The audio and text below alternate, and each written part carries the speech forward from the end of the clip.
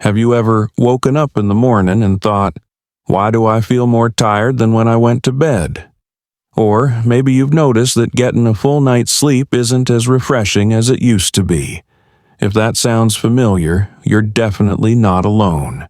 As we age, our sleep patterns change, sometimes in ways we don't expect. And while that's perfectly natural, certain habits we carry into our golden years can silently chip away at our health, especially at night. Let me tell you a story. Not long ago, a 71-year-old man, healthy by most accounts, passed away in his sleep. No chronic illnesses, no warning signs, just didn't wake up. Now that might sound scary, and I don't tell you this to frighten you.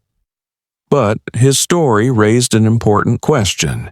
Are there things we're doing, simple, everyday bedtime habits, that could be putting our health at risk without us even knowing it? That's exactly what we're going to talk about today. You see, after 70, our bodies become more sensitive to things we used to shrug off. That late-night snack, the TV show we watch before bed, the way we lie down, all of it can affect our sleep quality, our heart health, and even our brain function. In this video, we're going to walk through 4 common bedtime habits that should be avoided after 70, and what you can do instead to sleep better, feel safer, and wake up stronger every morning. Let's start with something simple, but surprisingly dangerous. You might think having a little snack before bed helps you sleep. Maybe it's a cookie, a slice of toast, or even a small bowl of cereal. It feels comforting, right? But here's the thing. Eating right before bed puts unnecessary strain on your digestive system, especially as we get older. Your body should be winding down at night, not working overtime to process food. When we lie down with a full stomach, digestion slows even further. That increases the risk of acid reflux, disrupted sleep, and even nighttime heartburn, which isn't just uncomfortable, it can also raise your blood pressure and stress your heart. Some doctors even believe there's a link between late-night eating and a higher risk of sudden cardiac events in older adults. Now, I'm not saying you have to go to bed hungry, but if you're in the habit of eating right before bedtime, try to stop eating at least 2 to 3 hours before you lie down. That gives your body time to process the food and get ready for deep, restful sleep. If you really need something, a calming herbal tea like chamomile, or a few slices of banana, yes, bananas actually help with sleep, can do the trick without stressing your system. Another habit that might seem innocent is falling asleep with the TV on. I get it. Sometimes it helps drown out the silence or gives you something comforting to fall asleep to. But here's the problem. That blue light from the screen, even if your eyes are closed, tells your brain to stay alert. It suppresses melatonin, which is the hormone your body needs to fall and stay asleep. But it's not just the light, it's also the content.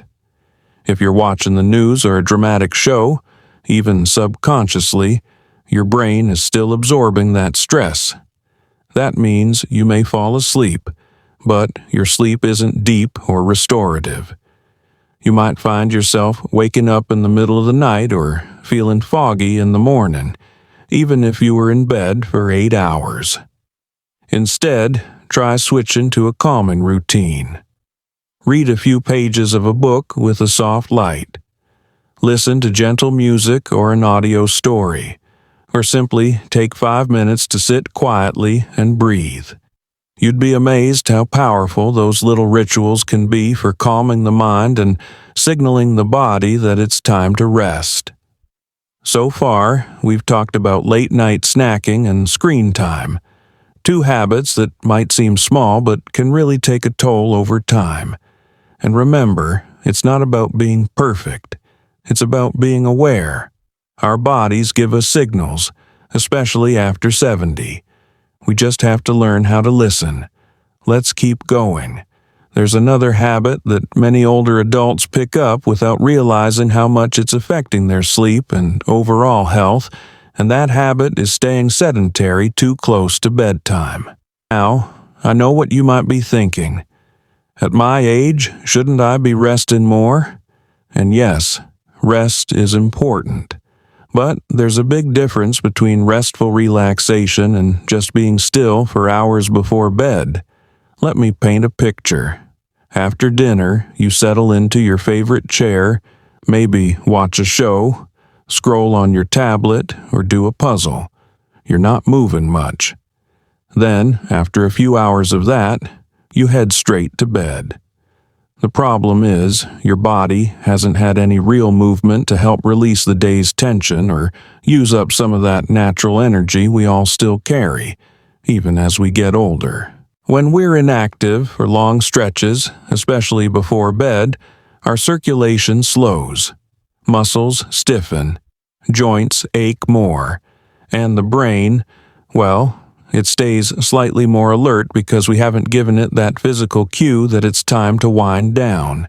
You might notice your legs feel restless, or your heart feels like it's beating a little harder once you lie down. That's your body's way of saying, I didn't get a chance to move today. The solution? You don't need a full workout before bed. In fact, that can be counterproductive.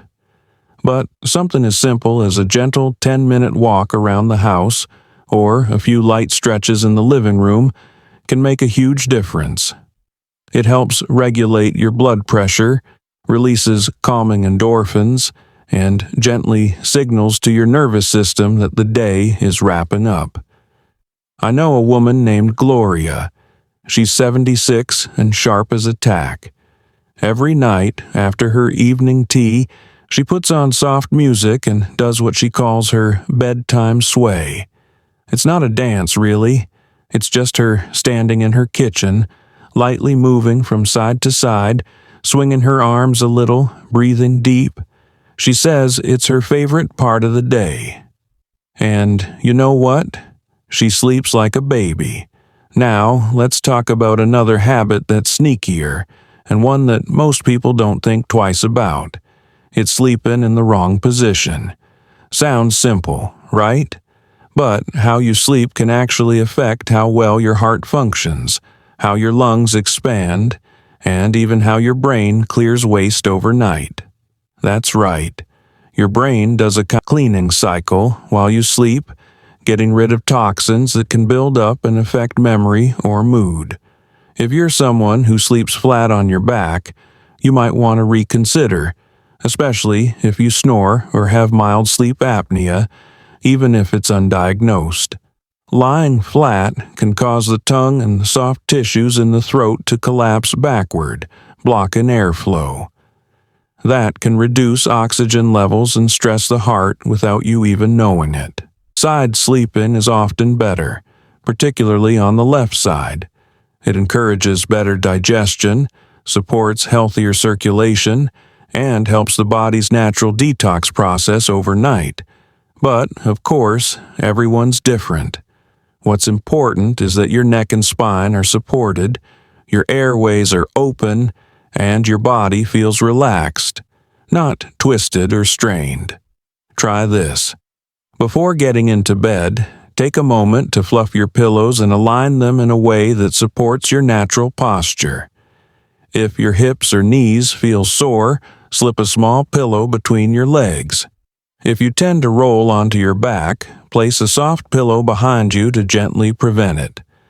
Little adjustments like that can make your sleep more restorative and, more importantly, safer. Now, we've looked at how bedtime snacking, screens, inactivity, and even sleep position can silently chip away at our health, especially as we get older. These may not seem like life or death habits, but when you add them up, night after night, year after year, they can set the stage for trouble. But here's the good news. Once we become aware of them, we can change them. And change doesn't have to be hard. It can be as simple as a new pillow, a 5-minute stretch, or turning the TV off just a little earlier. There's still one more powerful bedtime mistake that's especially important to understand after 70. It's one that affects your heart, your mind, and even your outlook on life, and that final habit is going to bed with a heavy heart or a cluttered mind. Now, I know this one isn't as obvious as the others, but it might just be the most important. Because sleep isn't only about what your body does, it's deeply connected to what's happening in your thoughts, your emotions, and even your memories. As we age, we often carry more emotional weight than we talk about.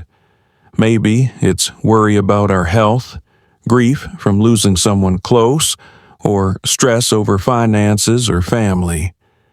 Even little things, like a disagreement earlier in the day or something someone said that rubbed you the wrong way, can sneak into your thoughts at night and sit there quietly, stirring. When we go to bed with that emotional tension still sitting in us, our body reacts. The nervous system stays on alert, even if we're unaware.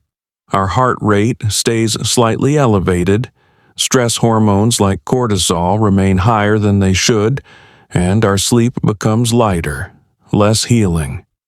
You might notice you wake up often, or you dream more vividly, or worse, not feel rested at all, even after a full night's sleep.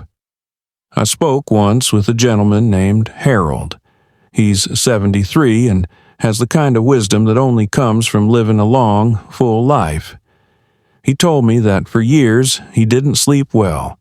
He tried teas, changed his mattress, even saw a doctor. But nothing really worked until he started what he called a nightly peace check. Every evening, just before getting into bed, he'd sit in his favorite chair for 5 minutes and think, what am I still holding on to from today that I don't want to carry into tomorrow?